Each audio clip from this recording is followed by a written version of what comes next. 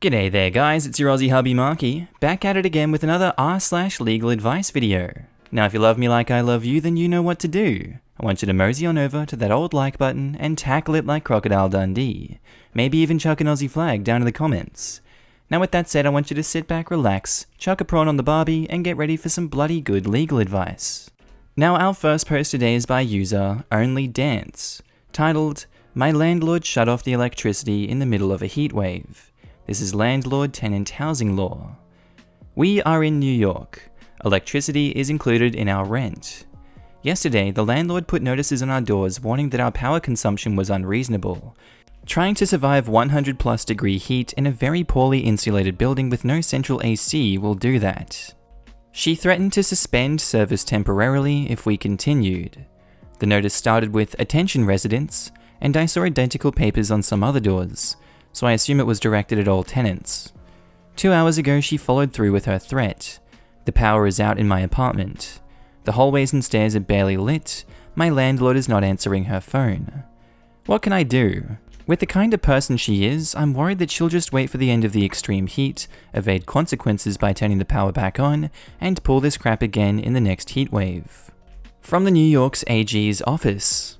V. Habitability and repairs. Warranty of habitability. Under the warranty of habitability, tenants have the right to a livable, safe, and sanitary apartment, a right that is implied in every written and oral residential lease. Any lease provision that waives the right is contrary to public policy and is therefore void. Examples of a breach of this warranty include the failure to provide heat or hot water on a regular basis, or the failure to rid an apartment of an insect infestation. VII, utility services, only covers heat. Per rent guidelines here. Your landlord is required to provide sufficient electricity for all items or services listed in your lease and to maintain a safe and habitable apartment. For example, if your lease states that the apartment is provided with an air conditioner, your landlord must provide enough power to run it. This is where you can lodge complaints, which I believe is for the utility company themselves, but you may be able to get them to come out and deal with the landlord directly. ETA, are your smoke detectors and CO2 monitor battery operated or powered by the electric outlets? Take video evidence of the power being cut, such as trying to turn on a switch, checking the shared areas for lighting, etc. Also pull out your lease and pore over the language regarding utilities. Thank you. I will be complaining to the city. The smoke detectors have backup batteries. My landlord doesn't provide CO monitors, but the ones I bought also have backup batteries, fortunately. Then here's another area where your landlord is breaking the law. The CO monitors are their responsibility, per this website. In all multiple dwellings, owners are required to provide and install at least one approved and operational CO alarm and SD unit within each dwelling unit. Replace any carbon monoxide alarm or SD periodically upon the expiration of its useful life, or when it has been stolen, removed, is missing, or is rendered inoperable before a new tenant moves in if the prior tenant did not replace it. Ensure that the installed CO alarm is equipped with an end-of-life alarm. Provide written information to at least one adult occupant of each dwelling unit regarding the testing and maintenance of detectors, including general information concerning carbon monoxide poisoning and what to do if an alarm goes off. That carbon monoxide alarms has a useful life limitation, and that the owner has the responsibility to replace such alarms upon the expiration of such useful life. Keep and provide upon request records relating to the installation and maintenance of SD, provide to HPD. Recording requirements are contained in sections 1201 and 1203 of Title 28 of the Rules of New York City. Hope you guys enjoyed that legal jargon. And Bunker Comet says, you pay for power every month with your rent with the unspoken agreement that if you don't use much, she makes a profit. Counted by when you do, she loses money. Someone isn't allowed to alter the terms of a contract at will to better serve themselves. Report them and demand she return the power bill for the month. Also, go knock on their door if they live in the building. And now, update, my landlord shut off the electricity in the middle of a heatwave. This happened in New York. I'd like to thank everyone who replied to that post. It was very helpful. After my post, my significant other and I decided to get a hotel. When we came back this morning, the power was back on. My neighbor told me what happened. Shortly after we'd left, someone in the building called 911 because their son was showing symptoms of heat exhaustion. He's fine now, by the way. The firefighters were curious as to why the power was off. Long story short, after the kid was safe, they had a nice talk with the landlord about endangering a child's life to save some money, and she was asked to turn the power back on. The poor kid's parents have already begun complaints to the relevant authorities. I'll be meeting a lawyer tomorrow about breaking my lease. Jesus, don't feel bad at all. I don't feel bad for that landowner. What's wrong with them? Alright, and our next post is by Lee Throwaway Zero, titled, I had gone for 1 week vacation and gave my house keys to a friend to look after and take care of my 2 dogs at my house. Now he gave my keys to his girlfriend and let her stay at my home. She isn't leaving now after I come home. I called the cops, but they say this would be a civil matter. What do I do? Santa Monica, California. So I'm the owner of a 2-story house. I had gone to Hawaii last week for 1 week vacation with my wife. No one was at home and it wasn't feasible for us to take the dogs with us. So I gave the house keys to a good friend of mine and asked him to take care of my 2 dogs. This would involve feeding them, changing waters, and taking them to 1-hour walk daily. So his girlfriend was in town and she had no place to stay. He lives in a 1-bedroom condo with 2 other roommates. So he messaged me and asked me if I would allow his girlfriend to stay at my home for just 1 night. I agreed as it was just a matter of 1 night. Now yesterday, I came back and found out his girlfriend has made dwelling in the upper floor of my house. She's been staying here for 4 days. I asked her to leave immediately, but she and my friend are insisting to let her stay 1 more week because she's in search of a job in Los Angeles, California. I called police, they came and said that it would be a civil matter and I have to go through the eviction process. So I'm here with an unwanted stranger in my upper floor and an asshole friend who broke his promise and pissed off wife. What to do, guys? Can I change locks and throw her stuff out when she's away? Cut the electricity to the upper floor? Sounds like trespassing. I think you have to stay someplace a week before eviction is required. Time to lose your friend. Honestly, I'd just pack up her crap and drop it off at her boyfriend's house and change the locks. Already told him to pound sand. I don't want her in my house. She isn't supposed to be living here, right? I never allowed her to live more than 1 day. Isn't that illegal to live in someone's house without their permission? My permission ended after 1 day. Here's what you should do. Follow her around the house. Block her way whenever she tries to use any of the bathrooms, or just lock them if they're lockable, or get into the pantry or the fridge, or use the stove and whatnot. No violence, just literally stand in her way in such a way that she can't do anything unless she uses violence against you. Make sure your wife films everything so she can't make crap up if you have to call the cops. She'll eventually have to leave on her own since she can't get anything to eat, she has no money, so she can't call for takeout. If she does have money for takeout, pay for it and eat it yourself. If she's prepaid it, tell the delivery people that they are not wanted and they will be trespassing if they try to enter your property.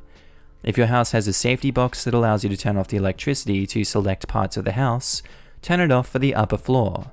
Remove all toilet paper from all bathrooms and keep them in locked places only you and your wife can access.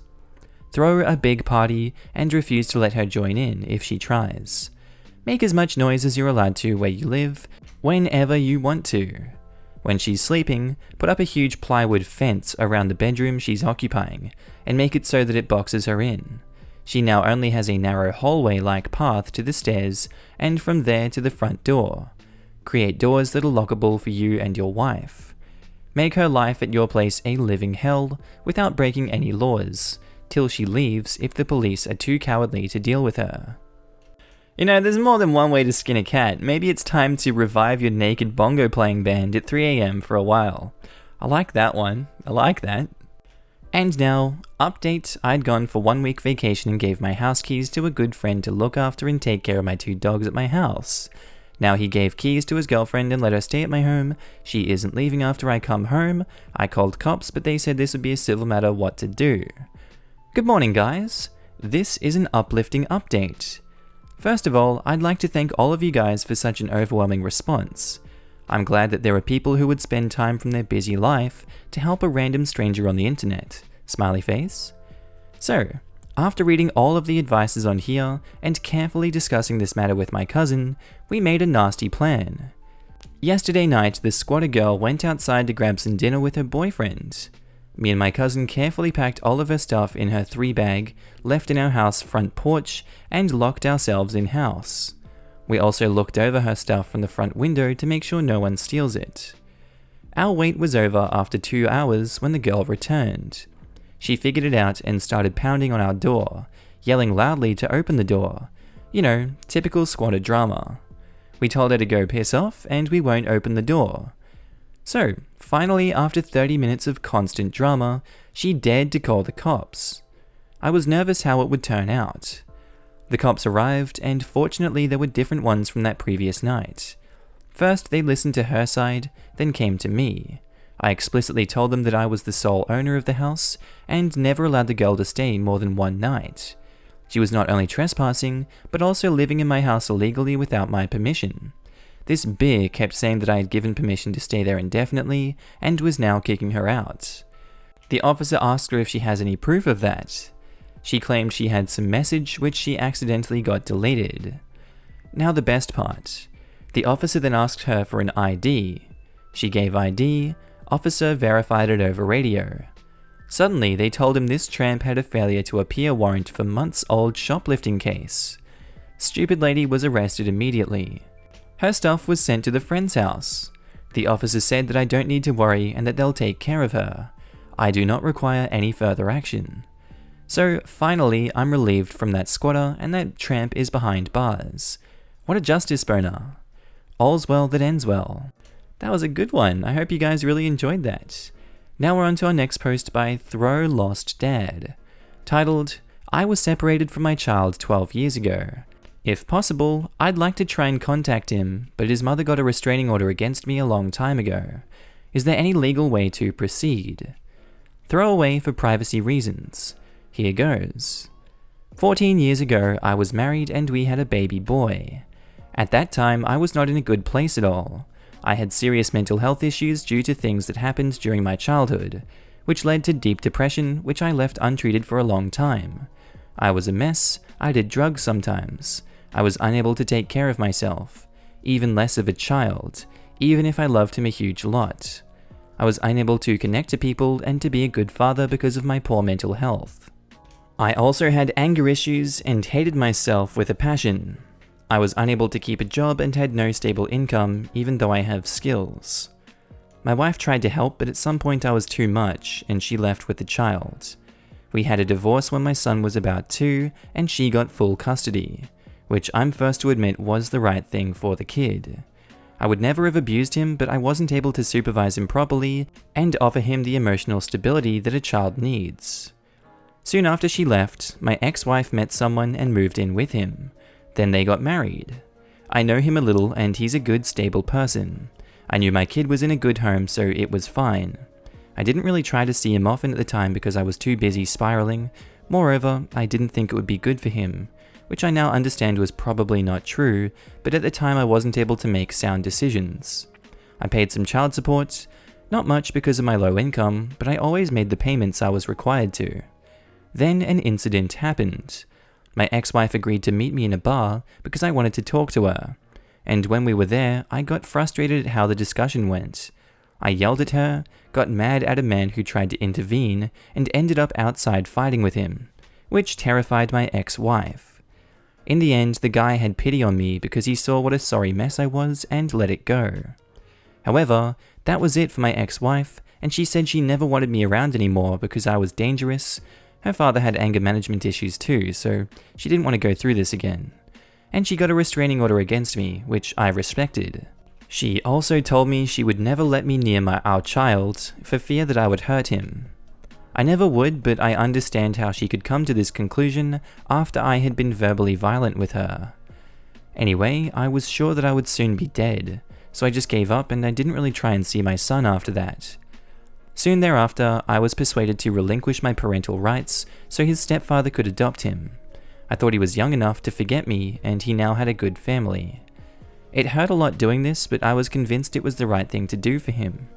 I felt completely worthless at the time, so I thought it was all for the better, and I got completely out of his life. However, time passed, and after years of misery and struggling and wanting to die, I finally received help and support and somehow got my crap together. I dealt with my suffering and turned my life around in a way I would never have thought possible, and I've changed for the better. All this time it hurt to be without my kid, even if I knew he was in a safe place. Knowing he was somewhere has been one of the motivators for climbing out of the hole. I still miss him terribly, and I wonder how he's doing, what he's up to, what his life is like. I want him to know I'm there for him if he wants me. I'm not even sure if he knows about me. I'm aware contacting him could be very upsetting, and I don't want to do this to him or his family. So I'd like to ask his mother what she thinks about it, and I'm prepared to be told no, and what she told him about me. But I'm not supposed to contact her because of the restraining order. I don't want to do anything illegal. Moreover, I have a good job now and would risk being fired if I did. I'm lost and I don't know what to do. I know it's my fault if I didn't have any contact with him for all this time. I take full responsibility for that, and I understand that I'm not legally his father anymore. So my question is this: is there any way I can get around this without breaking the restraining order or doing anything wrong or illegal? The last thing I want to do is mess things up once more. Marzi D asks, is the restraining order still in effect? I believe the maximum length of time for an order is 1 year in SC, although it can be renewed. If the restraining order has expired, you would not be breaking any laws by contacting her with a contrite letter asking how your son is doing, and if they felt contact would be helpful for him. Don't contact him without getting permission first. You did the right thing in letting your child be raised in a stable, loving home when you couldn't yourself. And I do think it might be helpful to let your son know that it was because of your own issues, not because of any lack of love for him. But you have to do it the right way for it to be helpful. Thank you. I didn't know about restraining orders expiring so quickly. I was likely told this at some point, but I've forgotten a lot of detail about that time, given the state that I was in. And I've lost a lot of important documents, even legal stuff. Contact the court where it was filed. Don't accept a verbal statement over the phone. Get something in writing that indicates the order is expired. Then do as you plan, which is simply to ask your ex how your kid is. If he knows you exist, let her know you've had your act together for X number of years, and would she be willing to let him write a letter, or maybe even see him at some point. Understand that you have zero legal rights to him at this point. If she says no, drop it until he's 18. Then you can try again if you want. Thank you for your advice. It's good to see there might be a way to solve this after all, even if it's not granted to work. And Phaserman says, you can have your attorney contact your ex on your behalf. He or she can advise the best way to do this. You can also start legal proceedings for visitation rights with your children. It might be a long shot, but you will regret it more if you don't at least try. I hadn't thought of that possibility of going through a trusted person like an attorney. Thank you. I think I like this possibility better than claiming visitation rights. Do I have any anyway? I don't want to do anything that could be seen as adversarial. I only want to do this only if my ex-wife and my son agree. You don't have a child, you don't have visitation rights. Restraining orders are rarely permanent though. Get a lawyer and have them figure out where you stand in that regard, then move forward from there. Okay, thank you. And now, update to my post about contacting the child I was separated from 12 years ago. A quick update to this post to warmly thank the people at r/LegalAdvice for your help. As you advised me, I got a lawyer and he was able to confirm that the restraining order was indeed expired and had been for a long time. This means I'm free to contact my son's mother, ask her if he knows about me, and if she would be willing to let me write to him. Again, thanks a lot. You might not realize it, but your advice gave me the boost of confidence I needed to start this process when I was stuck thinking there was no hope because of the restraining order. Time to move to the next step now. Not the easiest, and pray my ex-wife will react well with me contacting her after all this time. And now, update on contacting the child I gave up for adoption 12 years ago. A new update to this post and the first update as some people have asked. I hope this is okay and I'm not breaking the sub's rules. Thanks again to the people of r/LegalAdvice. I wrote a letter to my ex-wife. I spare you the detail, but in it I apologized for what I'd done and took responsibility for it. I also told her that I've made efforts to better myself and how I got my act together, and that I'm aware that she has only my word as proof for it, and I know that's not much. I asked if she would let me know how she and my son were doing, and if she would be willing to share a bit about his life. I asked if he knows about me, and if she thinks there's a chance she would let me contact him at some point in the future. I also added that I won't make any further attempts at contact if she doesn't answer, or if she asks me to stop. I really wasn't sure she would answer, but she did. It was a long and emotional letter. I don't want to say too much, but she says she has forgiven me and she's glad that I'm doing better. She, my son, and her husband are doing well. My son is a happy young man. He's doing great in school and has a nice group of friends. She finds him very mature for his age. He knows what he wants to do with his future. He has a good relationship with his parents and siblings. Reading this has been a huge relief. I'm so glad he's doing well. She said I was right to give him up for adoption, however difficult it may have been. I knew it, but reading it from my ex-wife has been incredibly comforting. My son knows he's adopted, and he knows why his mum left with him and why he's never met me. Apart from that, he doesn't know much about me. He has asked a few questions over the years, and his mother has answered truthfully, and she writes that she hasn't bad-mouthed me, and I believe her. As for contacting him in the future, she'll think about it, but she and her husband need to talk about it first, and see if my son wants it. And obviously my ex-wife and her husband will need to talk to me to see if I've changed for real. She said that she needs time to think about it, and she doesn't want to rush things. But whatever they decide in the end, she won't keep me in the dark. So now all I've got to do is wait. This is a positive outcome. Knowing my son is doing great is what I had been hoping for all these years, and it helps a lot. Even more than I would have expected. Even if I'm not sure if there will be contact in the future, there's hope, so that's fine. And now, update number 3 on contacting the child I gave up for adoption 12 years ago. Good things happened. Update to this post and updates number 1 and 2. I feel that I owe you people this for the help and support I've received from you, and you have all my gratitude. Great things happened over the last few months. My ex-wife wrote me a second letter a few weeks after she first answered mine, and said she'd be willing to meet with me so we could talk.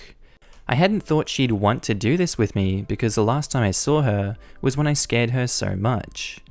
So we met for the first time in almost 12 years. We met in a coffee shop. Needless to say, we both were very emotional. But things went well and we ended up remaining there all afternoon, talking about a lot of things that we needed to get off of our chests. I was finally able to apologize in person for the things I put her through. I told her about my years of darkness and suffering and what caused them, the struggle to get better and the progress I've made towards healing and turning my life around. She said again that she forgives me and she understands that I was in a lot of pain and it wasn't easy, and that it makes her happy to see where I am now because in spite of it all, part of her was still worrying about me. She told me about her life with our son and the 2 kids she has with her second husband. They're a great family, and I'm really grateful that my son is growing up between 2 loving parents and siblings, and that he's happy. We were able to talk with an open heart, and we both cried a lot, but that did us a lot of good, I think. Then, over the following weeks, I met 2 more times with my ex and her husband to discuss potentially contacting my son, and they seem to agree that I'm much better than I was, and I have my act together now, and that I've been able to get somewhere in life. They are willing to trust me, and I am extremely grateful to them for giving me a chance. I wouldn't even have dreamed of that until a few months ago. I told them how thankful I am that they have shared news of my son with me and told me about his life. Not knowing how he was for all that time, while there were good reasons for that, has been very tough. From what my ex-wife and her husband told me, in the last 2 years or so, my son has been asking questions about why he was adopted. His parents have explained why his mum had to leave and take him with her, and how I wasn't able to be a father for him due to my issues, and that I gave up my parental rights so his stepdad could raise him like his own son. They have told him the truth and haven't sugarcoated anything. He has asked once if they knew what had become of me. At the time they didn't, so after we met they decided to tell him that we've been in contact, and have asked him how he feels about it. He has had a rather positive reaction. He said it was cool. They told him also that I've asked if I could write him a letter, but it would only happen if he's fine with it and there's no pressure for him to say yes or to answer in any way. From what they told me, he talked about it with friends and decided that he'd be okay with receiving a letter from me. I am currently writing one. To be exact, I've written and torn up about 30 versions of it in the last few days. To first thank him for letting me contact him, and to tell him that I love him and I'm there for him if he has any questions about me, why I couldn't raise him or anything. I write that he's under no obligation of any kind to answer or do or say anything, because I completely understand that from his point of view I'm a stranger and I'm not asking anything from him, and I won't contact him in the future if he doesn't want me to, but I'll be there if he needs anything. I'm incredibly thankful for that things went so well, and I finally have a chance to contact my son. Just 6 months ago, I wouldn't have dared hoping for such an outcome. I feel better now than I ever have. Talking to my ex-wife has been incredibly comforting. I've been crying tears of relief every day for a few weeks. I wasn't aware that I needed it so bad. I feel whole for the first time in a very long time, and typing this feels wonderful. Alright. That's the end of the episode, guys. Hope you enjoyed this one. Tell me what you thought of it down in the comments below. Hope you enjoyed this episode of Legal Advice. Honestly, I really enjoyed this story. As always, I want you to subscribe to my mate Storyhawk if you can. He's at 130 subs, I think, right now, so if we can get into 1,000, that would be amazing. Just click on his face on the screen right there, and I'll see you in the next episode. Bye!